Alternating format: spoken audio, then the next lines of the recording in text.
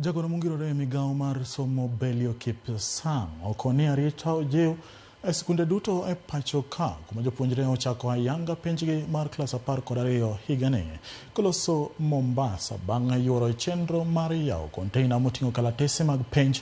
Kipsang olero ni ikruok bende sani dhi nyime mar gero classes mag jopuonjre madhi chako grade mar 9 higa manyien. Jatach tije e duolo mochung'ne ndiko jopuonje tich TSC Nancy Macharia okoni piny owacho oseketo thenge shillings bilion 1 mar ndiko jopuonj e tich ka komachielo bende gichano ndiko intern teachers 2,000 monego bedni chako tich Januar higa mar 2025.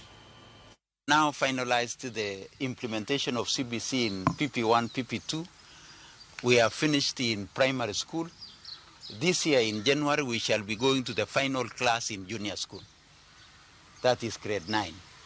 And as we go to grade 9, I want to assure the country that we are preparing and we are prepared to ensure that our children transit very smoothly. Government has already, by the 15th of December, government will have finished constructing 11,000 classrooms in preparation for grade 9. We are working with our members of parliament through the National Government Constituency Development Fund. They are giving us another 7,000 classrooms. There is another 1,000 classrooms specifically in Nairobi. That's another 1 billion.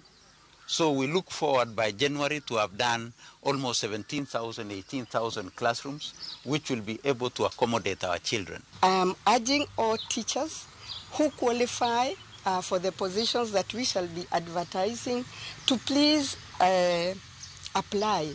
In the past, we have had some grades not getting enough people. Please urge your teachers, even when you open school or even now, because we'll be advertising soon before schools open, that you all participate in applying for this.